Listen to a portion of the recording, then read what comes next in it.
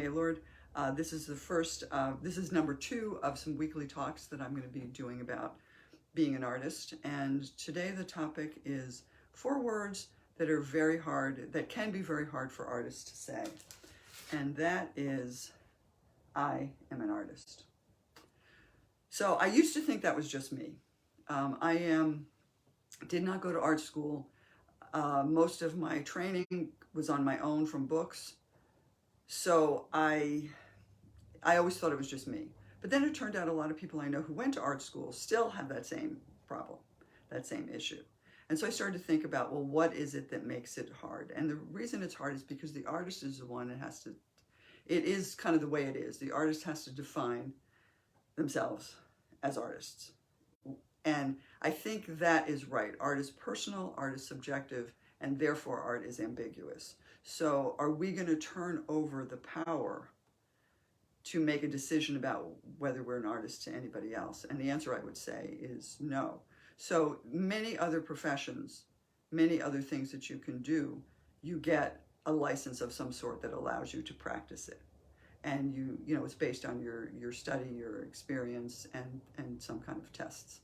So that, to me, that just won't work for art, because everybody's art, what somebody's idea of great art is. And you know, if you study art history, you can see all of the people in control who wanted to find art a certain way, people objecting to that. So it just doesn't work to have. So that means that we have to take on that responsibility, and we have to do it. And I am not a person, so there are some people that say everyone's an artist. I am not one of those people. I believe that everyone is maybe a latent artist, that everybody could tap creativity in themselves, but that doesn't mean that they are artists. Okay, pardon me while I just went to look, because I have this panic feeling that nothing's happening. Anyway, you know, everybody not, I've totally lost my train of thought, so we're just going to figure out where I was and try to pick up. Okay, so I want to just share with you a little bit of my experience, which is that I started in art and calligraphy, and it was kind of pure chance and pure luck. I was 29 years old. It was 1978. I was unemployed and kind of figuring out what I wanted to do with my life. And I get a letter from somebody who remembered, from high school, who remembered that I had dabbled in calligraphy. And she said, I have a friend who just got married and wants some lettering for their wedding album. I remember you used to do it. Do you want to do it? So I got out my pens, played around, and I said yes. And then did it, sent it to them. They were happy. They thought it was wonderful. I mean, now if I looked at it, I wouldn't even want to think about how curled my toes would be to see, in horror to see what it looks like. But I was happy at the time. And so then I kind of fell in love. I was, as I said, I was unemployed. I was collecting unemployment. So every day my husband would go to work, and I would spend like 6 to 8 hours just practicing calligraphy. So that ended up to be something that I did very, very seriously for about 8 years.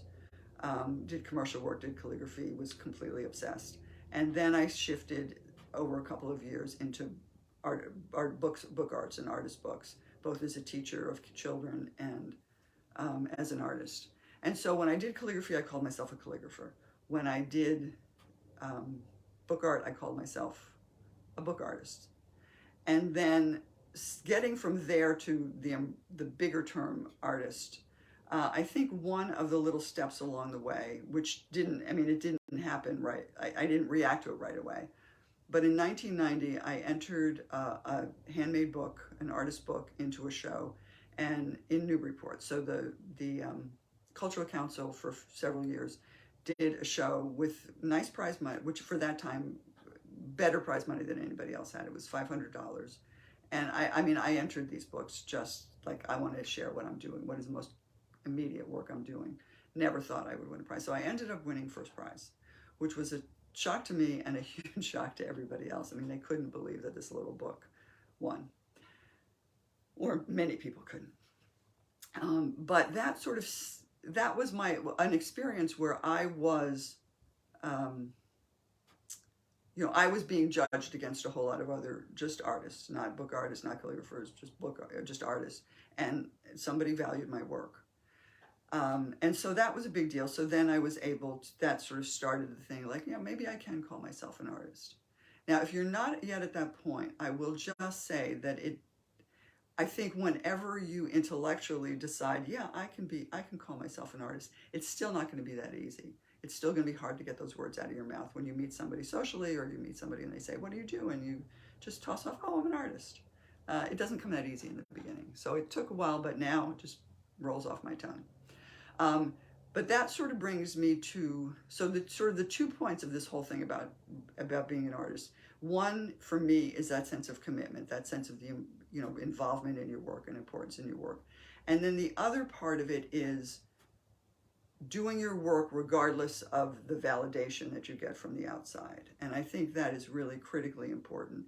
You can't base your work, you can't be working for like that prize or that sale or that everything. I mean, if you're going to do work that's true to yourself, I believe it's got to come from in you without concern about what's going on outside. And to close, I am just going to read you a passage from, this is one of my favorite books, or it's been a super important book for me, Zen Mind, Beginner's Mind. And I'll talk about that in more detail in another thing. But I want to read you a paragraph from that sort of just talks about the whole issue of validation. Of course, some encouragement is necessary, but that encouragement is just encouragement.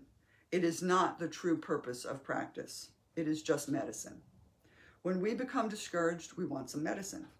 When we are in good spirits, we do not need any medicine. You should not mistake medicine for food. Sometimes medicine is necessary, but it should not become our food. So I feel like that just says it really well. Sometimes we need these sparks, we need something to encourage us, but the outside stuff cannot be, the art is the food, the making is the food. So that's it for today. If you're not familiar with my work and want to see it, you can go to susangaylord.com and see it. And I hope that you'll feel free to leave comments. This is a one-way thing, but I hope that maybe they'll give you some thought, some things to think about, and perhaps some dialogue in the comments. I'll see you next week at 10 o'clock. Thanks very much. Bye-bye.